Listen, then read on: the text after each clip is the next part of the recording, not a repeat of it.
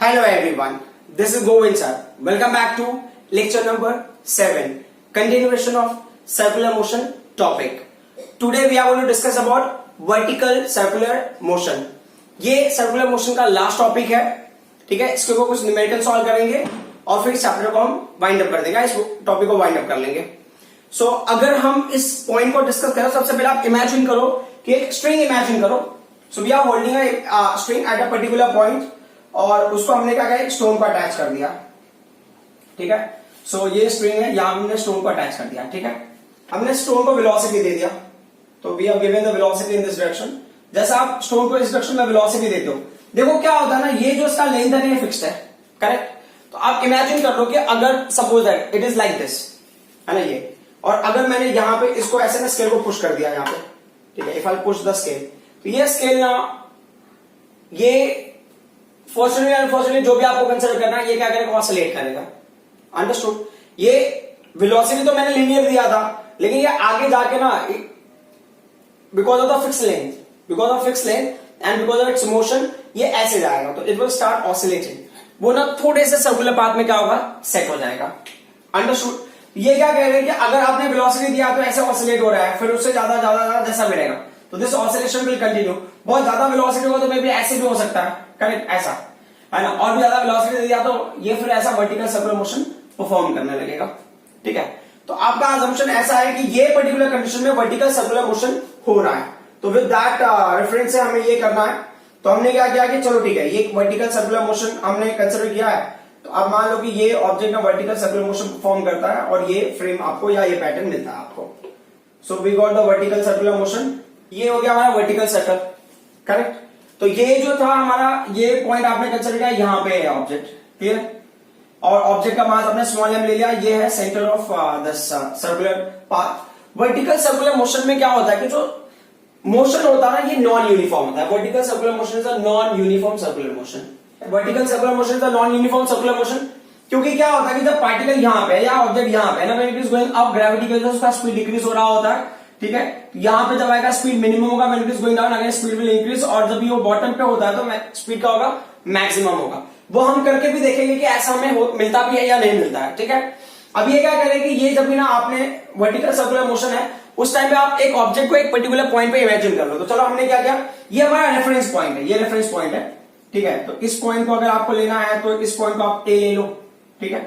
और फिर क्या हो गया, हमने इमेजिन कर लिया ऑब्जेक्ट को यहां पे, ये ऑब्जेक्ट आपका यहां पे, क्लियर. एक और चीज है कि जब ना ये ऑसिलेशन, ये सर्कुलर मोशन हो रहा होगा, तो सर्कुलर मोशन के टाइम पे एक बहुत सिंपल सी बात है कि ये सर्कुलर मोशन में तभी सेट होगा या सर्कुलर पाथ में तभी सेट होगा जब ये स्ट्रिंग के अंदर टाइटनेस होगा. तो tightness in the string is nothing but the tension, है ना. स्ट्रिंग के अंदर जो टाइटनेस है वो क्या होगा, टेंशन होगा, जो ना हमेशा सेंटर की तरफ एक्ट होगा. कहीं पे भी होगा ना, हमेशा इसका डायरेक्शन सेंटर की तरफ ही होगा. Is that clear.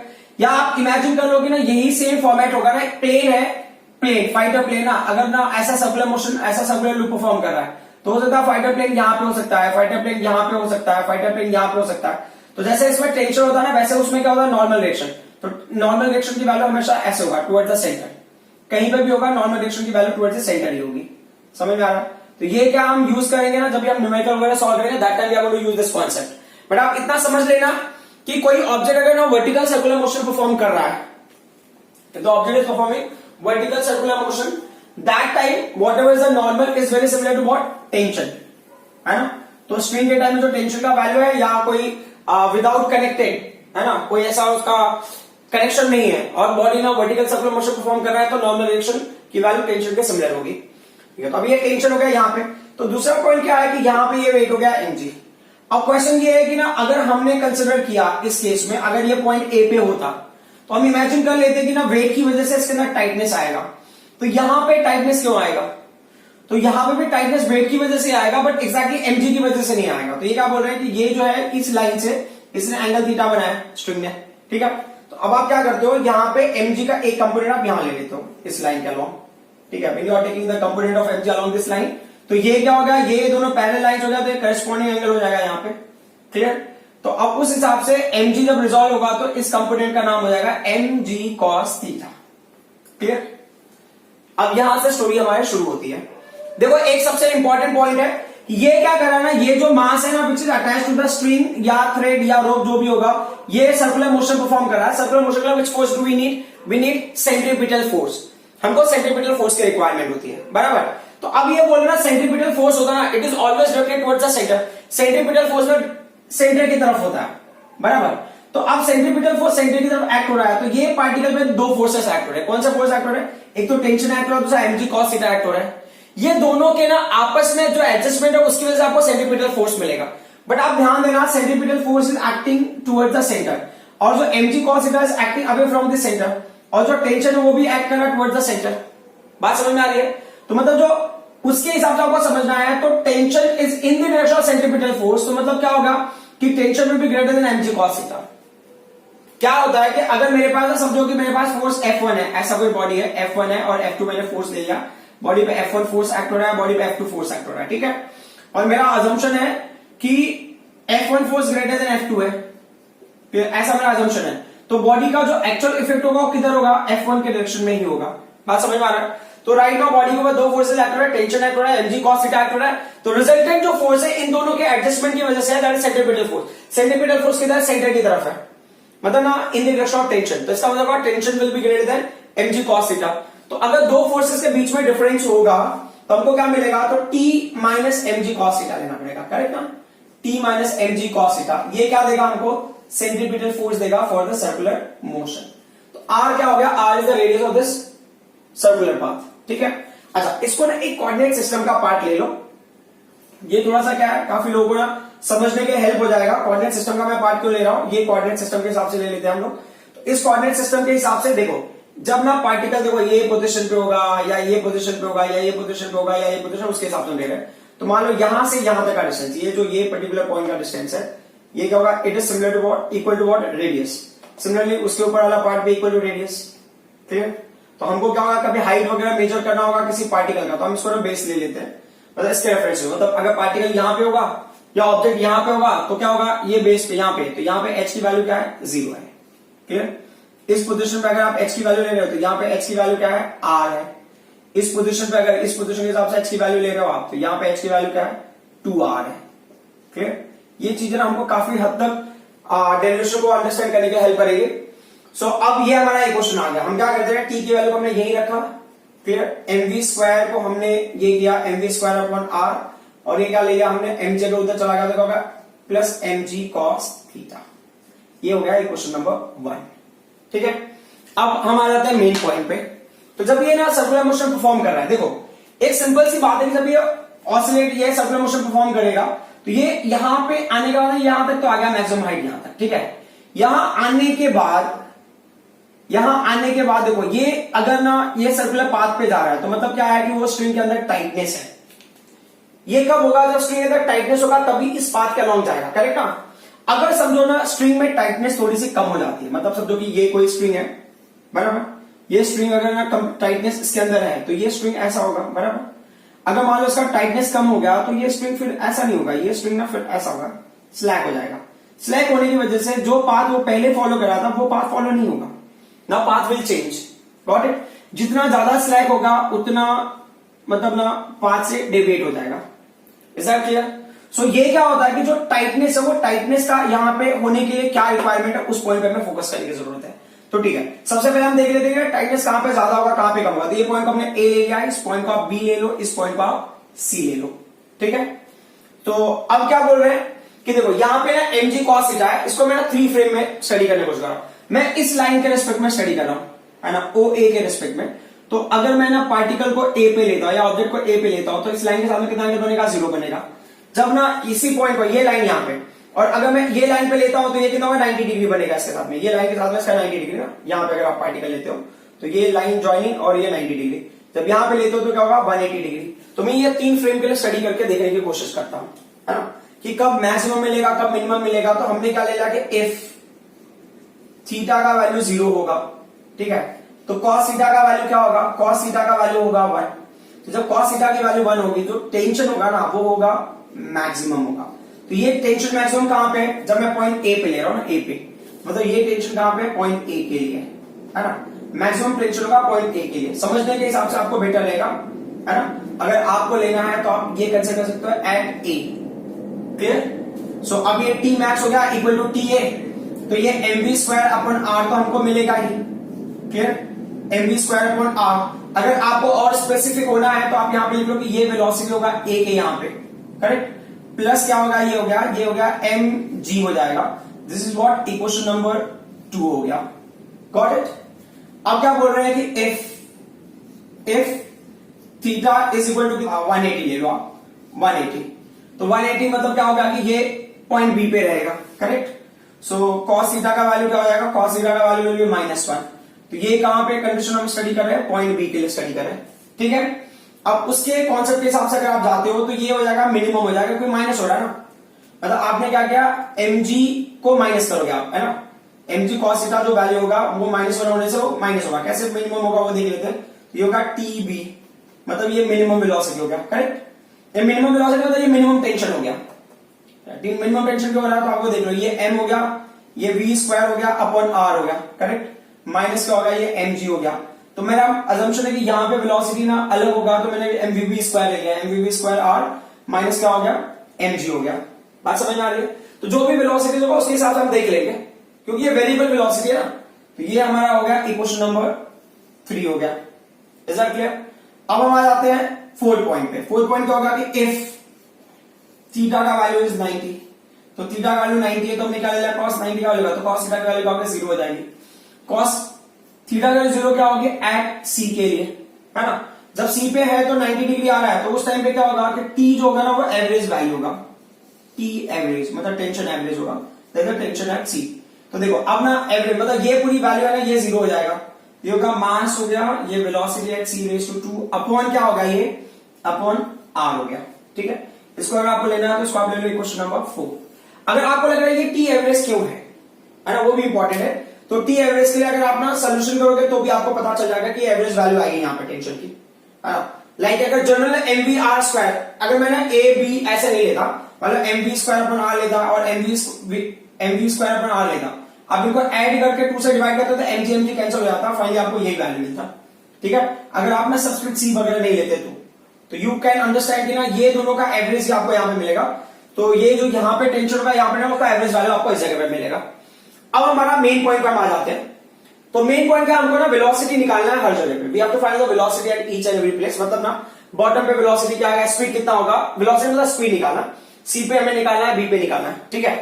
सो अब ये क्या बोला, हमारा टारगेट ना बी पे होगा, बी पे, क्योंकि ना वहां पे टेंशन मिनिमम है ना। मिनिमम टेंशन हम ना अचीव कर सकते हैं, बट ना मैक्सिमम टेंशन वाले केस करना मुश्किल होगा। We can guess minimum tension but maximum tension we can't guess. तो ये क्या कह रहे हैं कि चलो ठीक है, अब आपने जैसा अज्यूम किया था कि संभव करो कि ना कोई एक स्ट्रिंग है जिसमें टाइटनेस की वैल्यू बहुत ज्यादा है ना, इट्स हाईली मतलब टाइटनेस इसके अंदर। मान लो जो टाइटनेस का वैल्यू है ना वो टेंशन वो कितना है, समझो 10 न्यूटन मैंने मान लिया, ठीक है। तो 10 न्यूटन है तो वेरी टाइट, क्लियर। जब ये ना 9 न्यूटन होगा तो टाइटनेस थोड़ा कम होगा, फिर 8 7 6 ऐसे करके। जब ये 0 होगा तब क्या होगा, 0 होगा तब भी टाइटनेस होगा इसके अंदर, समझ में आ रहेगा। मतलब जब ना 0 होगा ना टेंशन तब भी टाइटनेस होगा, लेकिन अब वो किसके इक्वल होगा, एग्जैक्टली इक्वल टू रेडियस होगा, समझ में आ रहा है। जो लेंथ होगा ना, जो लेंथ इसका होगा वो एग्जैक्टली इक्वल टू रेडियस होगा।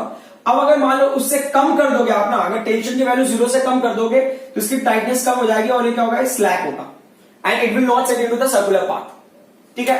तो ये क्या कह रहे हैं कि जब पार्टिकल ना बी पे है, when the particle is B, जब पार्टिकल बी पे है, मतलब ध्यान से देखो ये क्या है, अगर समझने के हिसाब से अभी मैं जस्ट 1 सेकेंड, ठीक है, चलो कोशिश करता हूं मैं ये इससे काम बन जाए, ठीक है। जैसा अभी ये है ना ऐसे ऐसे, ये वर्टिकल सर्कुलर मोशन ऐसे है, ठीक है। तो जब भी आप इसको ऐसे कर रहे हो ऐसे, तो ये क्या होना चाहिए, देखो इसमें टाइटनेस नहीं है इतना ना, तो ये सर्कुलर मोशन भी नहीं जा रहा है प्रॉपर, ठीक है। तो ये क्या है, जब आप ऐसे प्रॉपर रोटेट करोगे तो it will have a tightness and it will perform vertical circular motion properly. तो जब ये ना ऐसे रोटेट होके, मतलब ऐसे रोटेट होके जब ये यहां पहुंचेगा, तो अगर ये टाइटनेस इसमें नहीं रहेगा, मतलब टेंशन की वैल्यू अगर 0 होगी तब तक तो ठीक है, समझ में आ रहा है। जैसे टेंशन की वैल्यू 0 से भी कम होगा तभी क्या होगा, ये ना इसका लेंथ पहले से कम हो जाएगा, तब ये ऐसे बेंड होगा, है ना, एज यू कैन सी ना, ऐसे देखो, है ना, यू कैन सी, हाँ ये कैसे मतलब बेंड हो जा रहा है ना। अब थोड़ा सा ज्यादा स्पीड अगर मैं दे दूंगा तो क्या हो गया, हाँ थोड़ा सा ये देखो वर्टिकल सर्कुलर मोशन परफॉर्म करने लगा। तो व्हाट इज द वेलोसिटी का वैल्यू यहाँ पे, तो ये बोले वेलोसिटी का वैल्यू अगर आपको देखना है तो you understand in terms of tension, है ना, मिनिमम टेंशन। तो minimum tension at which you can have a circular motion is a zero tension, ठीक है। तो आप इमेजिन करो कि if T is equal to zero, है ना, टेंशन के लिए अगर आप जीरो ले लो, मतलब मिनिमम टेंशन आपने ले लिया यहां पे। अब उससे ज्यादा मिनिमम होगा तो सर्कुलर मोशन नहीं होगा, समझ में आ रहा है? उसके ऊपर आप जितना टेंशन लोगे सर्कुलर मोशन होगा। I am taking the minimum tension at which circular motion can take place. Vertical circular motion हो सकता है, मैं वो टेंशन ले रहा हूं, तो मिनिमम टेंशन की वैल्यू जीरो से सर्कुलर मोशन हो सकता है।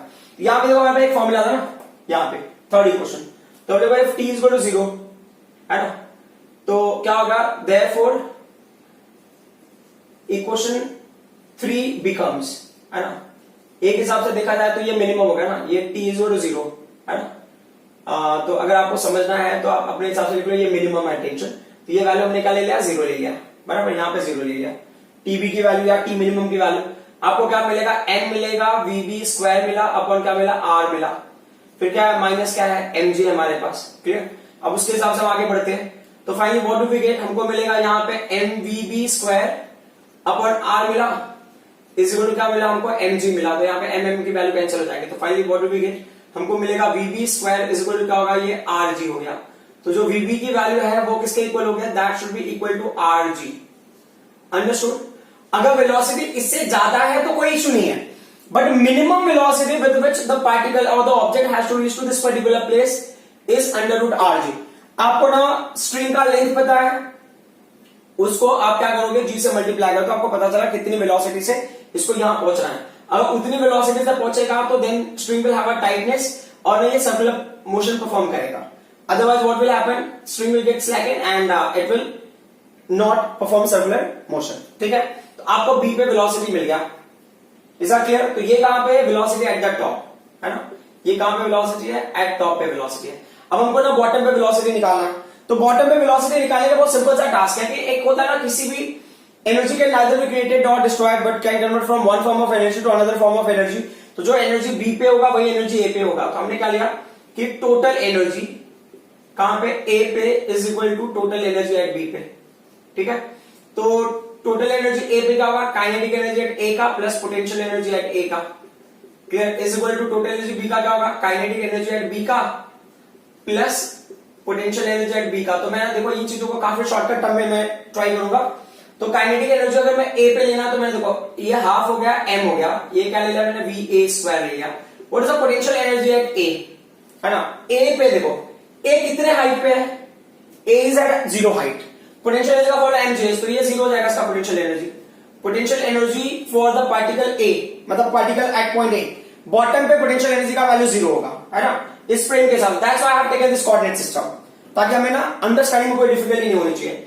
फिर काइनेटिक एनर्जी बी का क्या है, बी का काइनेटिक एनर्जी अगर मैं लेता हूं, चलो ठीक है, मैं फॉर्मूले के हिसाब से मैंने लिया हाफ ले लिया, एम वीबी स्क्वायर ले लिया, correct, plus potential energy B क्या होगा, तो ये अभी पार्टिकल बी पे है तो पोटेंशियल एनर्जी बी पे क्या होगा, तो कितने हाइट पे ये, तो अगर ये ग्राउंड आपने कंसिडर किया, बेस कंसिडर कर लिया, तो कितने हाइट पे, ये पॉइंट 2r हाइट पे, है ना। तो आपने क्या किया, पोटेंशियल एनर्जी के लिए आपने यहां पे ले लिया m ले लिया, ये g ले लिया, h की जगह आपने क्या ले लिया, 2r ले लिया, करेक्ट। अब आप क्या करो ना, सभी केसेस में देखो m की वैल्यू कैंसिल हो जाएगी, क्लियर, m की वैल्यू कैंसिल होगा, 2 से मल्टीप्लाई होगा, 2 से मल्टीप्लाई होगा तो ये 2 कैंसिल हो जाएगा, तो आपको क्या मिलेगा यहाँ पे, we will get va square, है ना, जीरो की वैल्यू का कोई मतलब नहीं है, यहाँ पे 2 से मल्टीप्लाई किया तो 2 गायब हो जाएगा, तो वहां पे क्या मिला हमको, vb स्क्वायर मिला, करेक्ट, प्लस यहाँ पे 2 मल्टीप्लाई होगा ना mgr 2 वाले में, ये कितना हो जाएगा, 4gr हो जाएगा या 4rg हो जाएगा, क्लियर। अब समझने वाली बात इसमें क्या है वो ध्यान दो, vb स्क्वायर का वैल्यू कितना है बॉस, vb स्क्वायर का वैल्यू है rg, तो va square is equal to क्या होगा, ये हो गया rg प्लस क्या हो गया 4rg, तो va स्क्वायर का वैल्यू देखो ये क्या है, ये टोटल ऐड करके हो गया 5rg, करेक्ट। तो va स्क्वायर का वैल्यू क्या होगा, under root of 5rg। So velocity at bottom कितना होगा, अंडर रूट 5rg, मतलब इस वेलोसिटी से अगर ऑब्जेक्ट यहां पहुंचेगा तब वो सर्कुलर मोशन को परफॉर्म करेगा, समझ में आ रहा है। वर्टिकल सर्कुलर मोशन में टॉप पे वेलोसिटी ये होगा, बॉटम पे वेलोसिटी ये होगा, ठीक है। अब इसके बाद में एक पॉइंट और है, मैं थर्ड वाला भी ये क्लियर कर देता हूं कि जैसे कि हमने सी पे निकाला ना, सी पे भी, ठीक है, तो सी वाले पॉइंट को अगर निकालना है तो यहाँ पे लास्ट कंडीशन की तरह कंसिडर कर लो इसको आप। तो सी पॉइंट के लिए क्या होगा, टोटल एनर्जी कहां पे, सी पे, is equal to total energy at A पे। क्यों, क्योंकि ना ए पे से हमें ना काइनेटिक एनर्जी कैलकुलेट करना होगा, बराबर। तो अब ये होगा टोटल एनर्जी सी पे होगा, तो क्या होगा, kinetic energy at point C plus potential energy at point C is equal to kinetic energy at point A plus potential energy at point A. मैं लिख दे रहा हूं क्योंकि पोटेंशियल एनर्जी ए पे तो जीरो हो जाएगा finally, that we have done. यहां पे भी ना पोटेंशियल एनर्जी ए का क्या होगा, जीरो होगा, कोई फर्क नहीं पड़ता यहाँ पे। ये होगा हाफ हो गया, ये एम हो गया, एक होगा वीसी स्क्वायर हो गया, प्लस पोटेंशियल एनर्जी सी का क्या होगा, what is the potential energy at C is at what height, x height, r height पे, बराबर। तो ये होगा एम होगा, ये जी होगा, फिर ये आर होगा। काइनेटिक एनर्जी ए पे क्या होगा, ये होगा हाफ हो गया एम वी ए स्क्वायर हो गया। पोटेंशियल एनर्जी सॉरी हाँ पोटेंशियल एनर्जी की वैल्यू तो जीरो हो गई, बराबर। अभी सभी केसेस में एम की वैल्यू क्या होगी, कैंसिल हो जाएगी। सबको 2 से मल्टीप्लाई कर दो, 2 से मल्टीप्लाई कर दोगे तो क्या होगा, वीसी स्क्वायर है ना, 2 से ये 2 कैंसिल हो जाएगा, प्लस क्या होगा, ये 2 आर जी हो गया, बराबर। जी आर या आर जी जो भी लिखना, यहां पे आपने 2 से मल्टीप्लाई किया तो ये वैल्यू क्या हो जाएगा, ये जो वैल्यू है ये 2 कैंसिल हो जाएगा ना, 2 कैंसिल हो गया तो क्या होगा, सिर्फ वी ए स्क्वायर हो गया, बराबर। अब ना बहुत ध्यान देने वाली बात इसमें है कि वीसी स्क्वायर को मैंने वीसी स्क्वायर में लेने दिया। देखो वी ए स्क्वायर की वैल्यू क्या है, what is the value of we a square, तो वी ए स्क्वायर का वैल्यू हमको मिला 5 आरजी, करेक्ट ना, 5 आरजी। मैं थोड़ा सा एक स्टेप ना स्किप कर रहा हूं, ये 5 आरजी हो गया, ये 2 आरजी को मैं उस साइड लेके चला गया, बराबर। या चलो ठीक है, मैंने लिख दिया यहाँ पे 2 आरजी पहले वाले है ना, वीसी स्क्वायर प्लस 2 आरजी है ना, इक्वल टू क्या होगा, ये 5 आरजी हो गया। तो अब क्या हो गया कि वीसी स्क्वायर का वैल्यू क्या हो जाएगा, finally v c square is equal to ना 5 आरजी माइनस 2 आरजी कितना हो जाएगा, 3 आरजी हो जाएगा। हाँ 5 आरजी माइनस 2 आरजी कितना हो जाएगा, 3 आरजी। तो वीसी का वैल्यू कितना हो जाएगा, वीसी का वैल्यू हो गया अंडर रूट ऑफ 3 आरजी हो गया। इज दैट क्लियर, है ना। सो यहां पे जो टॉप पे वेलोसिटी होगा वो कितना होगा, अंडर रूट आरजी होगा, बॉटम पे जो होगा अंडर रूट 5 आरजी होगा, जो इन बिटवीन होगा मिड पॉइंट पे वो क्या होगा, वो अंडर रूट 3 आरजी होगा। अब यहां पे मैंने टेंशन की वैल्यू भी निकाली हर जगह पे कि टेंशन की वैल्यू क्या होगी। तो ये एक आपका क्वेश्चन हो गया। अब उसमें जो दूसरा क्वेश्चन है टेंशन वाला, है ना, तो टेंशन वाले को अगर हम देख रहे हैं तो अब यहाँ पे देखो हमारे पास 3 टेंशन हमने निकाला हुआ है ना, 3 टेंशन। तो एक टेंशन मैक्सिमम हो गया, फिर मिनिमम टेंशन, फिर एवरेज टेंशन। ठीक है, देख लेंगे एवरेज टेंशन कैसे, वो भी हमें पता चल जाएगा। तो अगर आप ना टी मिनिमम अगर बात कर रहे हो, टी मैक्सिमम की बात कर रहे हो, टी मैक्सिमम का क्या फॉर्मूला था, टी मैक्सिमम का फॉर्मूला हमारे पास एम वी ए स्क्वायर ना, ठीक है, एम वी ए स्क्वायर है अपॉन क्या, ये अपॉन आर है, प्लस क्या है, एम जी है, क्लियर। तो ये एम की वैल्यू एम ही रहेगी, क्लियर ना। अच्छा वी ए स्क्वायर का वैल्यू क्या है, वी ए स्क्वायर का वैल्यू हमने कैलकुलेट किया ना, वी ए स्क्वायर का वैल्यू 5 आर जी है, तो ये होगा इनटू क्या होगा, 5 आर जी हो गया ये, क्लियर। 5 आर जी अपॉन क्या है, 5 आर जी, ठीक है, अपॉन क्या है, आर है, प्लस क्या है, एम जी है। तो ध्यान से आप देखोगे तो आर आर कैंसिल हो जाएगा, तो 5 एम जी हो गया, 5 m g plus m g कितना हो जाएगा, 6 एम जी हो जाएगा।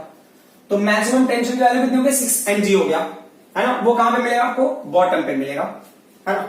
टी मैक्स ये कहां पे है, ये बॉटम पे है, बॉटम पे, यानी तो बॉटम बोलने का मतलब ये लोअर पार्ट, है ना। सो लोएस्ट लेवल पे, है ना, लोएस्ट लेवल पे आपको ये मिला है। अब क्या होगा, टी मीन का वैल्यू देखेंगे हम लोग, है ना। मिनिमम टेंशन, मिनिमम टेंशन कहां था, ये वाला पार्ट, करेक्ट, बी वाले पार्ट पे ना, मिनिमम टेंशन को बी वाले पार्ट पे मिलता है। तो मिनिमम टेंशन की वैल्यू कितनी मिली हमको, तो m v b square upon क्या मिला है, आर मिला है माइनस एम जी, ये क्या होगा, एम हो गया। वी बी स्क्वायर की वैल्यू कितनी है बॉस, वी बी स्क्वायर की वैल्यू आर जी है ना। तो ये क्या होगा, आर जी हो गया, अपॉन क्या होगा, ये आर हो गया, माइनस क्या होगा, ये एम जी हो गया। तो ये हिसाब से देखा तो आर आर कैंसिल, तो m g minus m g क्या होगा, ये 0 हो गया। मतलब टॉप पे टेंशन क्या हो गया, 0 हो गया, है ना। मतलब जब आप टॉप पे हो तो टेंशन लेने की जरूरत नहीं है आपको, ठीक है। सो अब हम अगले पॉइंट पे आ जाते हैं। सो एवरेज वाली वैल्यू, एवरेज वाली वैल्यू क्या है, हाँ एवरेज वाली वैल्यू। तो देखो अगर आपको नॉर्मली करना है तो टी एवरेज ऐसे देख लो, टी एवरेज, टी एवरेज का वैल्यू क्या होगा, T max plus T minimum upon 2, कितना हो गया, 6 एम जी प्लस 0 अपॉन 2, तो कितना हो जाएगा, ये फाइनली 3 एम जी हो जाएगा। तो लेट्स सी ना, हम ऐसे कैलकुलेट करके भी देख लेते हैं। तो जो टी एवरेज का वैल्यू है क्या हमको मिला है, m v c square upon r, m v c square upon r, correct. M की वैल्यू को एम लेंगे तो वीसी स्क्वायर की वैल्यू क्या है, वीसी स्क्वायर की वैल्यू 3 आर जी है, करेक्ट। सो 3 rg अपन क्या हो गया r टेंशन, तो क्या हो जाएगा ये 3 mg हो गया। अंडरस्टूड। अब क्या करेंगे, अब हमको ना एक और पॉइंट लेना है, total energy eight each and every point. ठीक है, ये क्लियर हो गया। तो अब हमको वेलोसिटी पता चल गया, हमको काइनेटिक एनर्जी पता है, तो हम अपना सारी इंफॉर्मेशन निकाल सकते हैं, है ना। तो ये होगा डेरिवेशन टेंशन का। क्लियर। अब हम यहाँ पे निकाल रहे हैं टोटल एनर्जी का। तो टोटल एनर्जी कहां पे ले रहे हैं अभी, टोटल एनर्जी हम ना ए पे ले लेते हैं, मतलब बॉटम वाला पार्ट। तो क्या होगा, kinetic energy at A, clear, plus potential energy at A. तो काइनेटिक एनर्जी एट ए का अगर आप देखोगे तो क्या होगा, हाफ हो गया mva² हो गया, पोटेंशियल एनर्जी की वैल्यू तो 0 ही होती है, तो ये हाफ हो गया, m हो गया, va² का वैल्यू कितना होता है 5rg होता है, तो ये हो गया 5rg। तो पूरे को सिंप्लीफाई करोगे तो कितना होगा 5/2 mrg हो गया total energy at point A. Clear. अब पॉइंट बी के लिए देख लेते हैं। पॉइंट बी मतलब टॉप पे देखो, है ना, पॉइंट बी मतलब ये टॉप पे, यहां पे, तो उस जगह के हिसाब से होगा, तो kinetic energy at B plus क्या हो गया potential energy at B, got it, is equal to kinetic energy का फॉर्मूला हाफ हो गया mvb² हो गया प्लस mg हो गया, बी पॉइंट के हाइट की वैल्यू क्या है mg, जो वहां पे ना डेरिवेशन में हमने जो नॉर्मली नोट किया हुआ है ना, वही पर्टिकुलर पार्ट, है ना। तो mgr mg2r, ठीक है। अगर आपको समझना है तो ये हाफ हो गया, ये m हो गया, vb² का वैल्यू क्या है, vb² का value we got at rg ना, ये वैल्यू हो गया rg प्लस क्या होगा ये 2mrg। अगर आपको एलसीएम लेना है तो एलसीएम ले लो, एलसीएम ये 2 हो गया, यहां पे क्या मिला अपने को mrg मिला, प्लस क्या हो गया ये 2 से मल्टीप्लाई होगा 4 होगा 4mrg। तो फाइनली आंसर क्या मिलेगा 5/2 mrg हो गया। फिर सेम चीज आप ट्राई कर सकते हो वीसी के लिए, वीसी वाले पार्ट के लिए करना होगा तो काइनेटिक एनर्जी सीखना। देखो आप ऐसे भी समझ लो आप, है ना, m की वैल्यू को आप m ही रहने दो, यहाँ पे vc² का वैल्यू क्या होगा, vc² का वैल्यू 3rg है ना, तो होगा 3/2 rg होगा, 3/2 mrg, और ये क्या है mrg है, तो 3/2 प्लस 1, तो कितना हो जाएगा 3 प्लस ये 2 हो जाएगा अपॉन 2, तो क्या होगा 5/2 हो गया। Is that clear. सो ये हमें मिल गया total energy for the vertical circular motion. तो आई होप कि ये सारी बातें आपको समझ में आई होंगी। मैं एक और छोटा सा पॉइंट यहाँ पे इंट्रोड्यूस कर देता हूं, तो जो आपको ना काफी हद तक हेल्प करेगा चीजों को समझने के लिए। मान लो कि ना ये सेम हमारा सर्कुलर पाथ है, बट आप समझो कि ना कोई प्लेन है या कोई ऑब्जेक्ट है, आपने किसी ऑब्जेक्ट को ना समझो कि कोई ऑब्जेक्ट है, वो without any support, without any tension वो ना सर्कुलेट हो रहा है या सर्कुलर मोशन परफॉर्म कर रहा है, वर्टिकल सर्कुलर मोशन। तो मान लो ऑब्जेक्ट अगर यहां पे होता, ऑब्जेक्ट यहां पे होगा, तो हम ना बेसिकली ये 2 पॉइंट के लिए लेते हैं, बाकी पॉइंट्स का मतलब ही नहीं है। यहां पे जो वेट की वैल्यू होगी ना mg will be acting downward direction, यहां पे जो नॉर्मल डायरेक्शन होगा ना, तो ये ए पॉइंट का नॉर्मल डायरेक्शन, ठीक है। और यहां पे क्या होगा कि इस पॉइंट पे normal direction will be downward direction. As I said ना, जो भी डायरेक्शन टेंशन का वही डायरेक्शन हमको यहां पे लेना है, तो यहां पे mg का भी डायरेक्शन का होगा डाउनवर्ड डायरेक्शन में ही होगा। क्लियर।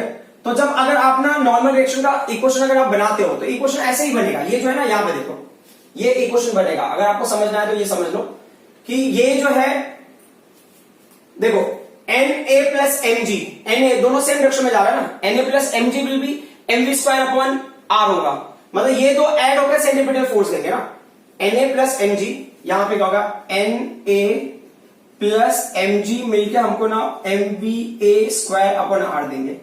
तो सिर्फ अगर na की वैल्यू लेंगे तो mg उस साइड में जाएगा तो क्या होगा माइनस हो जाएगा। अच्छा ये बी पॉइंट पे मैं मिस्टेक कर रहा हूं, तो ये जरा थोड़ा केयरफुल रहना, ये बी पॉइंट के लिए करेक्ट ना, it's about B point.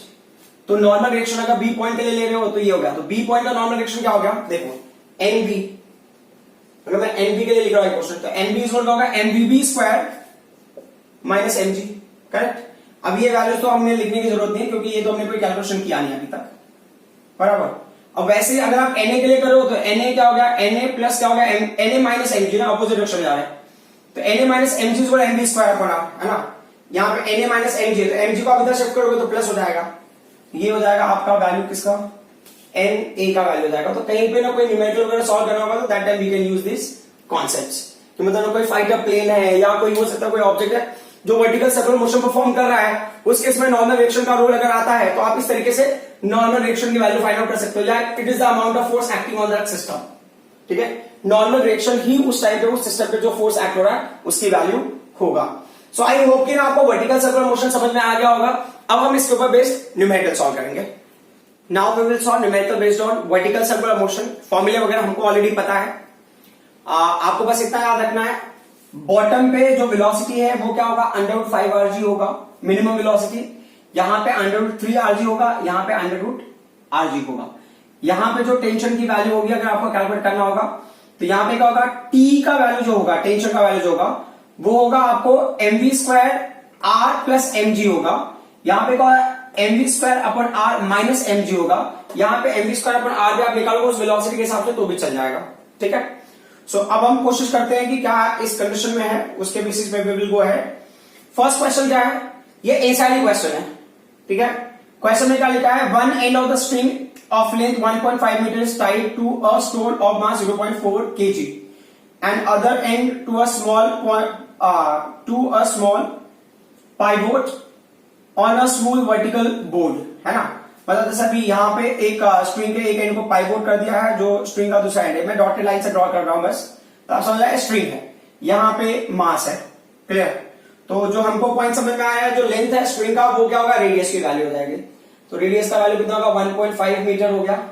Clear, फिर जो अगला पॉइंट है वो क्या हो गया, मास का वैल्यू दिया है इन्होंने, जो मास है स्टोन जो उसको अटैच हो रहा है वो 0.4 kg है। क्लियर, फिर आगे क्या दिया है, and the other end to a small pivot on a smooth vertical board. ये मतलब यहां पे फिक्स कर दिया गया और उसमें फिर क्या करें, उसको रिवॉल्व करा गया। What is the minimum speed of the stone required at its lower most point, मतलब लोअर मोस्ट पॉइंट, यहाँ पे लोअर मोस्ट पॉइंट में what is the minimum speed so that the string does not slack at any point in its motion along the vertical circle। मतलब vertical circle में कहीं पे भी ये स्लैक नहीं हो, उसके लिए यहाँ पे स्पीड की वैल्यू क्या होगी, करेक्ट। तो ये क्या होगा, स्पीड का वैल्यू आपको निकालना है, तो लोवेस्ट पे क्या है, v इज इक्वल टू क्या है, √, है ना। लोवेस्ट पॉइंट का जो अब तक हमने लर्न किया है वो क्या है, √5 है ना। तो यहाँ पे मास का कोई मतलब ही नहीं है, √5 तो v इज इक्वल टू क्या हो गया, √, ये 5 हो गया, r का वैल्यू कितना होगा, 1.5 हो गया, और फिर g का वैल्यू क्या है, 9.8 हो गया।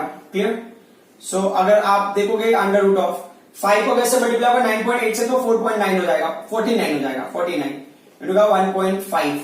ठीक है, v इज इक्वल टू, तो 59 सा 135, ये 5 हो गया, 15 4 सा एंड 15 4 सा 60 और वो 13 तो 73 हो गया, तो 73.5। अच्छा, इसका रूट का वैल्यू क्या होगा, 8.57 होगा। ठीक है, 8.57, मतलब 8 था 64 ना, 9 9 81, तो 8 पॉइंट समथिंग में आएगा आपको। 8.57 metre per second is the minimum speed at the lower most point और द लोएस्ट पॉइंट। ठीक है, अब हम आते हैं अगले क्वेश्चन पे। Next question again very important question. ठीक है, तो क्वेश्चन में क्या बोला है, अ बॉडी, ये भी एचआरडी क्वेश्चन ही है, अ बॉडी वेइंग 0.4 kg। अच्छा, इस बॉडी का मास भी ना 0.4 kg है। चलो ठीक है, तो mass of the body 0.4 kg। What next, given is whirled in a vertical circle making 2 revolutions per second। मतलब जो फ्रीक्वेंसी का वैल्यू है वो 2 revolutions per second है, मतलब 2 rps। अच्छा, इससे ना मैं ओमेगा की वैल्यू निकाल सकता हूं, ओमेगा की वैल्यू की जरूरत है नहीं, वो अभी हम देख लेंगे। ठीक है, तो मैं एक्चुअल में जरूरत है तो मैं कैलकुलेट कर देता हूं यहाँ पे। और कैसे पता चला कि ओमेगा की जरूरत है, आप थोड़ी देर पहले समझ जाओ, थोड़ी देर में समझ जाओगे। फिर क्या दिया इन्होंने, if the radius of the circle is 1.2 meter, मतलब जो ये सर्कल का रेडियस है उसका वैल्यू 1.2 मीटर है। तो एल का वैल्यू बोलो या आर का वैल्यू बोले, आर ही लेंगे तो बेटर है। कितना होगा, 1.2 मीटर हो गया। क्लियर, क्वेश्चन में क्या दिया है, find the tension in the string when body is at the bottom of the circle and the top of the circle. तो मतलब बॉडी जब ना बॉटम ऑफ द सर्कल पे होगा, मतलब जब यहां पे होगा तब, और जब बॉडी ना टॉप पे होगा तब, तो उस टाइम पे आपको निकालना है। तो ये जो वैल्यूज है, ये देखो, अभी ये कंडीशन ऐसा मैंने ले लिया, यहाँ पे जो टेंशन है ना, अगर आपको लेना है तो ये लोअर टेंशन आप मेंशन करना है तो कर लो कि यहाँ पे अच्छा टेंशन की वैल्यू ना ऑलवेज टुवर्ड्स द सेंटर, तो ये टेंशन क्या होगा, लोअर पार्ट का होगा। और अगर इसके हिसाब से मुझे कंसिडर करना है तो ये पार्ट में क्या होगा, टेंशन इसका क्या होगा, इसका टेंशन ये अपर पार्ट वाला टेंशन एक्सपीरियंस करेगा, तो ये होगा टेंशन अपर पार्ट का। ठीक है, अब समझने वाली बात यह है कि अगर आपको फॉर्मूला याद होगा ना, just you go through the derivation once you will come to know. या तो अगर आपको दूसरे तरीके से लेना, तो यहाँ पे सेंट्रीपिटल फोर्स के ऊपर एक छोटा सा वो कर लेते हैं। सेंट्रीपिटल फोर्स का फॉर्मूला क्या होता है, सेंट्रीपिटल फोर्स का फॉर्मूला होता है mv² अपॉन r होता है जनरल फॉर्मूला। ये ना एवरेज में टर्म में लेना हमको, तो ये m हो गया, v का वैल्यू क्या होगा, r omega square, r square omega square, v का वैल्यू ने r ओमेगा रखा, तो ये r और r कैंसिल हो जाएगा, तो क्यों ये f की वैल्यू क्या हो जाएगी, सेंट्रीपिटल फोर्स की वैल्यू, सेंट्रीपिटल फोर्स हो जाएगा m r ओमेगा स्क्वायर हो गया। ठीक है, इन्होंने क्या किया है कि बताया कि ना 2 रेवोल्यूशंस पर सेकेंड, मतलब जो एंगुलर वेलोसिटी है ये या एंगुलर स्पीड है वो क्या फिक्स्ड है, मतलब एवरी 2 सेकेंड्स के बाद 1 रेवोल्यूशन कंप्लीट हो जा रहा है। तो हमको अज्यूम करना है कि हर जगह पे सेंटीमीटर फोर्स की वैल्यू सेम होगी, उस अजम्पशन के साथ में चलना। तो देखो सबसे सिंपल सा प्रॉब्लम कंडीशन क्या है, यहां पे mg किस डायरेक्शन में एक्ट होगा, तो यहां पे mg एक्ट होगा डाउनवर्ड डायरेक्शन में, इस जगह पे mg कहां एक्ट होगा, इस केस के लिए भी ना ये मास है तो mg किधर एक्ट होगा डाउनवर्ड डायरेक्शन में, ठीक है। तो मैंने क्या लिया यहाँ पे कि ये हो गया टेंशन अपर पार्ट का प्लस क्या होगा ये mg, क्योंकि ना दोनों सेम डायरेक्शन में जा रहे हैं, इक्वल टू सेंट्रीपिटल फोर्स, तो m r ओमेगा स्क्वायर वाले टर्म में, क्लियर। तो हमको क्या मिलेगा, tension for the upper part क्या मिल गया हमको, m r omega square minus क्या होगा ये mg हो गया, क्लियर। अब आप क्या करोगे, m की वैल्यू को कॉमन ले लो, तो ये क्या होगा r omega square minus mg, ठीक है। ये फर्स्ट पॉइंट हो गया। सेकेंड पॉइंट के लिए लेना है तो क्या होगा, tension for the lower part फिर mg, ये दोनों ऑपोजिट डायरेक्शन ना, क्योंकि tension always acts towards the centre, है ना, जहां पे आपने होल्ड किया है स्ट्रिंग को या जहां पे आपने पाइवोट किया है। तो TL माइनस mg ना ऑपोजिट डायरेक्शन वाला, इसके लिए डिफरेंस, और ये क्या देगा हमको, सेंट्रीपिटल फोर्स देगा m r ओमेगा स्क्वायर, ठीक है। तो ये TL हो गया, आप क्या करोगे m r ओमेगा स्क्वायर को आपने वैसे ही रखा, क्लियर, प्लस mg, अगर चाहिए तो आप क्या करो m को कॉमन ले लो, तो ये क्या होगा r ओमेगा स्क्वायर प्लस ये g हो जाएगा, यहां पे ये m को कॉमन लिया हमने, ठीक है। सो अब ध्यान देने वाली बात क्या, आप इन चीजों को कैलकुलेट करते हैं, तो यहां पे क्या होगा, tension for the upper part, है ना, m की वैल्यू क्या है 0.4 है ना, m की वैल्यू 0.4 kg है, r की वैल्यू कितनी है बॉस 1.2 मीटर है, दैट्स गुड, इनटू ओमेगा का वैल्यू कितना है 4 पाई ना, 4 पाई का स्क्वायर बोला इन्होंने, तो 4 पाई का स्क्वायर मतलब क्या होगा 4 का स्क्वायर होगा इनटू पाई का स्क्वायर। अच्छा एक और पॉइंट देख लो आप जरा, पाई का जो स्क्वायर होगा ना, पाई का स्क्वायर होगा 9.87, अगर आप याद करोगे तो बहुत बेटर होगा, क्योंकि काफी जगह पे आपको उसकी रिक्वायरमेंट होगी, ठीक है। सो काफी सारे न्यूमेरिकल जहां पे पाई स्क्वायर आपको मिलेगा, तो जब भी आप सेकंड बुक करोगे उस टाइम आपको ऐसे कंडीशन बहुत सारे मिलेंगे, तो ये पाई स्क्वायर होगा, वो हम बाद में बुक कर लेंगे, ठीक है। माइनस क्या होगा, जी का वैल्यू माइनस 9.8, ठीक है, ये अपर पार्ट के लिए। फिर दूसरे पार्ट में लोअर पार्ट के लिए क्या कैलकुलेशन है, लोअर पार्ट का कैलकुलेशन देख लो, TL लोअर पार्ट का, ये m का वैल्यू 0.4 हो गया, वही सेम स्टोरी होगी, 1.2 होगा इंटू 4⁻² इंटू π/2, बट ये क्या है प्लस 9.8 है, तो लेट्स सी। अच्छा पहले ये वाले पार्ट को प्लस वाले को कैलकुलेट कर लेते हैं, फिर उसको याद, चलो ठीक है इसको ही कैलकुलेट कर लेते हैं। तो ये 0.4 हो गया, इंटू कितना होगा, ये 9.87 होगा, ये 16 होगा, है ना। ये पूरे को मल्टीप्लाई करके हमको वैल्यू मिलता है 189.5, माइनस क्या मिलेगा 9.8 मिलेगा, ठीक है।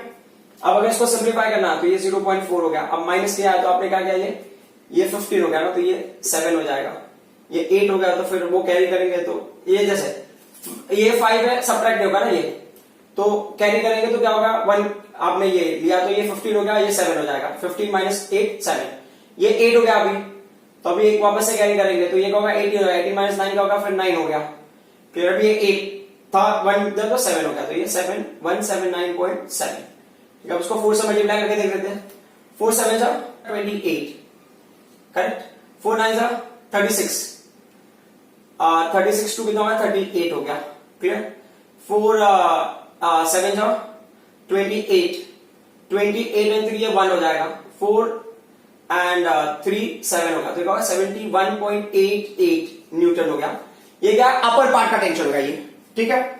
अब क्या करना है, लोअर पार्ट का देख लेते हैं, तो लोअर पार्ट में देखो यही सेम कंडीशन होगा, बट क्या होगा ना प्लस साइन आया आपको, तो कितना 189.5 प्लस 9.8 है, तो ये 0.4 हो गया, इनको ऐड करेंगे कितना 9 8 कितना 8 प्लस 5 कितना होगा 13 हो गया, 9 9 18 1 क्या होगा 19 हो गया, क्लियर।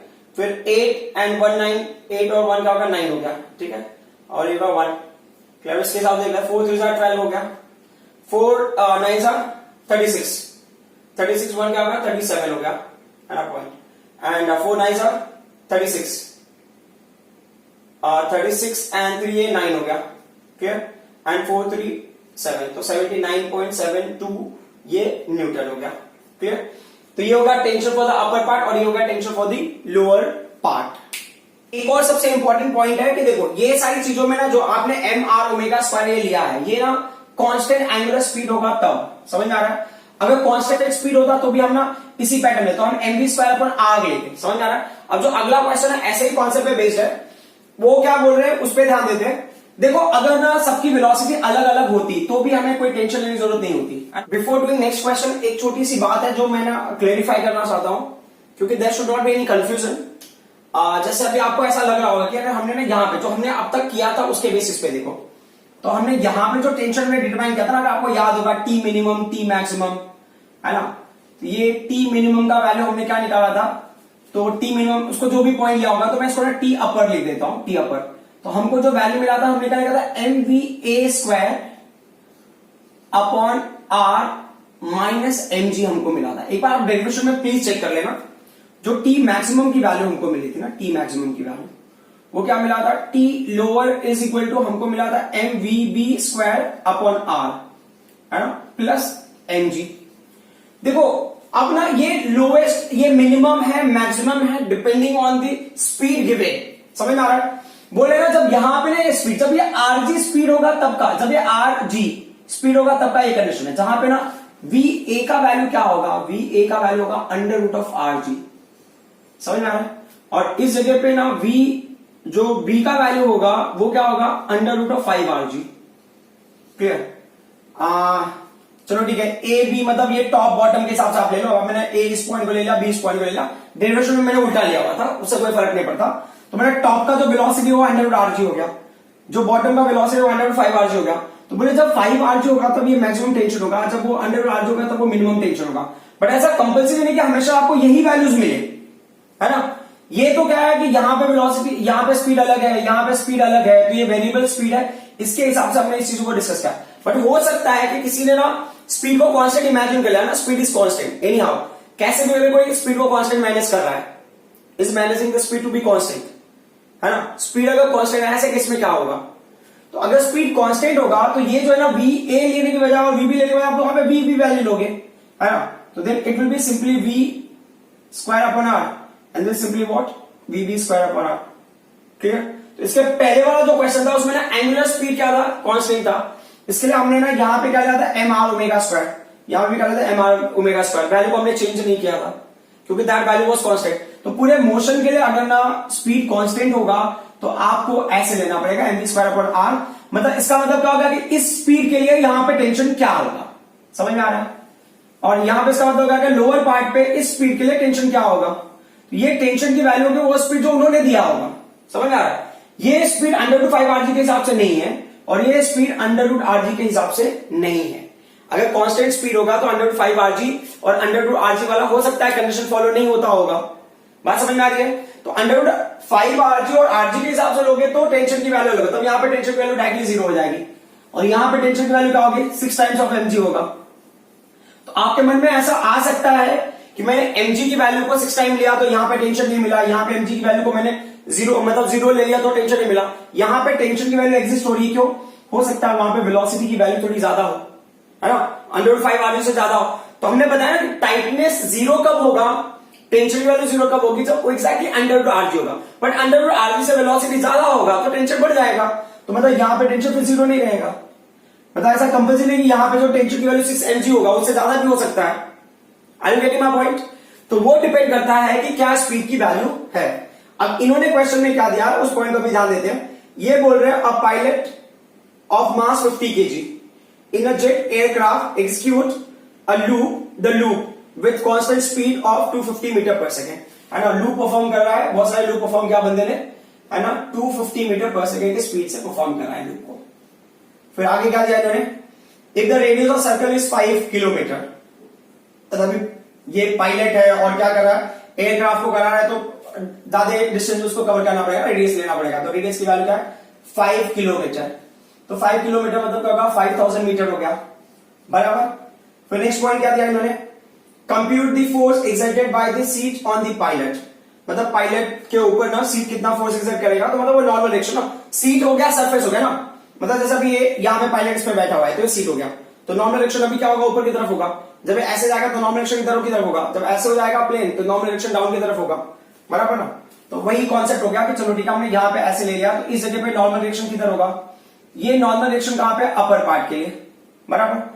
और जो mg की वैल्यू होगी वो किधर होगा, that will be also down. हाँ, यहाँ पे जो नॉर्मल डायरेक्शन होगा किधर होगा, ये होगा लोअर पार्ट के लिए, normal direction for the lower part. जो mg की वैल्यू होगी वो किधर होगी, that will be down. Clear? तो ध्यान रखा गया nu मतलब normal reaction for the upper part plus mg equal to mv square पर आर। और इन्होंने बताया स्पीड क्या कांस्टेंट है ना, इसमें मेंशन किया कि aircraft executes a loop the loop with constant speed, speed constant है तो मतलब टेंशन mv स्क्वायर पर आर ही होगा। तो ये क्या होगा, ये दोनों ऐड होगा इक्वल टू mv स्क्वायर पर आर, तो nu लोगे तो क्या होगा mv स्क्वायर पर आर, तो ये देना टेंशन की जगह पे क्या होगा nu हो जाएगा। ये सेम फॉर्मूला है, कोई टेंशन लेने की बात नहीं है। या अगर आपको समझना है तो मैं एक बार एक स्टेप और लिख देता हूं, तो ये होगा nu प्लस क्या होगा mg होगा इक्वल टू क्या होगा mv स्क्वायर अपॉन आर होगा। बस उसी फॉर्मूले को हमने अरेंज कर दिया। क्लियर? mg को साइड ले लिया, यहाँ पे कोई दोनों ऑपोजिट डायरेक्शन में जा रहे हैं है ना, तो ऑपोजिट डायरेक्शन में जा रहे थे तो मतलब ये nl माइनस mg था, तो माइनस mg उधर ले गया तो प्लस mg हो गया। क्लियर?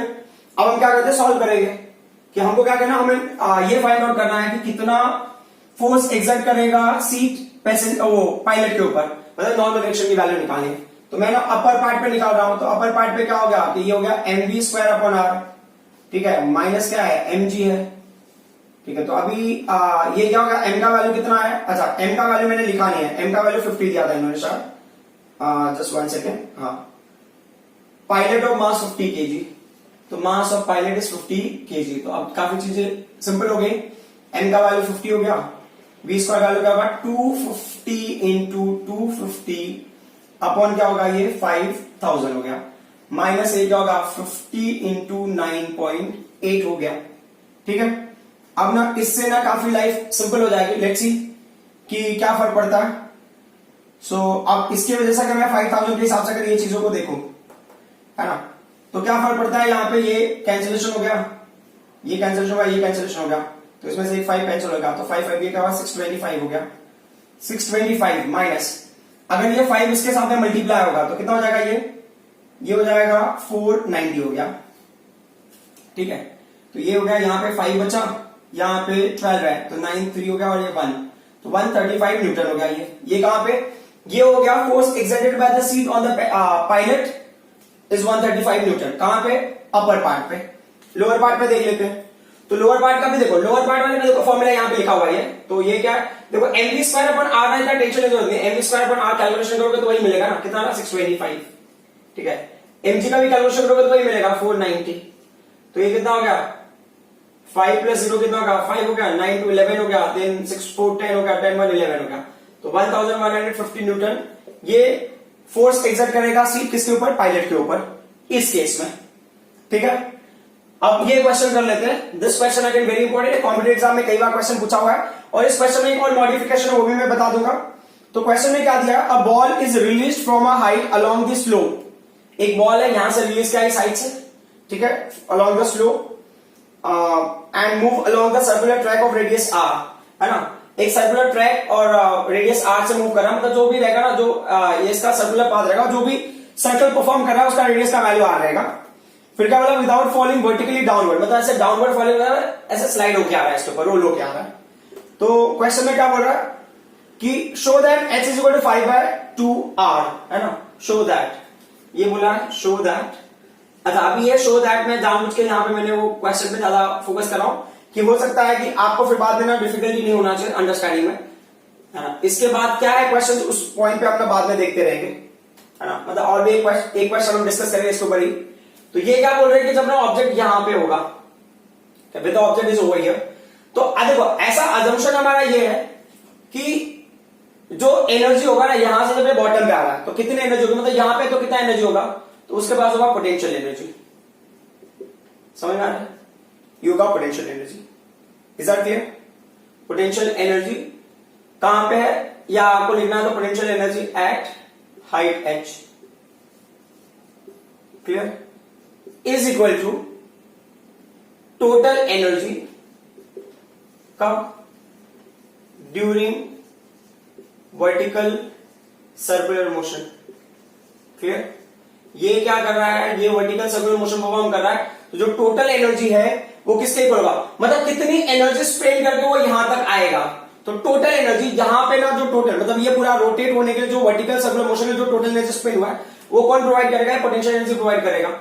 तो पोटेंशियल एनर्जी कितनी एनर्जी दिया है, पोटेंशियल एनर्जी हमको दे रहा है mgh, क्योंकि हाइट h पे है, बट ना total energy vertical circular motion में कितना मिलता है हमको 5/2 कितना मिलता है, mgr मिलता है। तो ये रेडियस कैपिटल आर है, बराबर। तो यहाँ पे होगा m m कैंसिल हो जाएगा, g कैंसिल हो जाएगा, तो x का वैल्यू कितना बचेगा, 5/2 r बचेगा। समझ में आया? ठीक। अब इसी क्वेश्चन को थोड़ा सा मॉडिफाई कर देता हूं मैं। देखो क्वेश्चन क्या है, उन्होंने बोला ये ग्लोब है, दिस इज अ ग्लोब, ठीक है।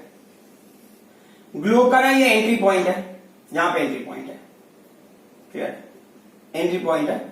तो वो होता ना ग्लोब कौन सा, जैसे ना आपने सर्कस वगैरह में देखा होगा, तो यहां से बाइसिकल ना एक बंदा है साइकिल ड्राइव करके इसके अंदर जा रहा है, या मोटर साइकिल ड्राइव करके बाइक ड्राइव करके इसके अंदर एंटर करेगा। बात समझ में आ रहा? तो ये बोल रहे हैं ना कि मतलब कौन से हाइट से बंदा ना मतलब यहां से ड्राइव करेगा, सो दैट कि इसके अंदर proper vertical circular motion perform कर सके विदाउट एनी फेल। समझ में आ रहा है? मतलब वर्टिकल सर्कुलर मोशन प्रॉपर हो जाए तो उसको कौन से हाइट से जाना पड़ेगा। तो आपको रेडियस की वैल्यू पता है, उसको 5/2 से मल्टीप्लाई कर दो, तो जो वैल्यू आपको मिलेगा उस हाइट से अगर वो बाइक को लेके आएगा तो ऑटोमेटिकली क्या करेगा, सर्कुलर मोशन परफॉर्म कर पाएगा, vertical circular motion without any difficulty. ठीक है। सो आई होप जितनी भी बातें मैंने आपको बताई वो आपको समझ में आया होगा। यहां पे हमारा सर्कुलर मोशन टॉपिक खत्म होता है। अगली क्लास से हम वर्क एनर्जी पार्ट स्टार्ट करेंगे। Once again, I hope whatever I explained you people understood. Thank you very much.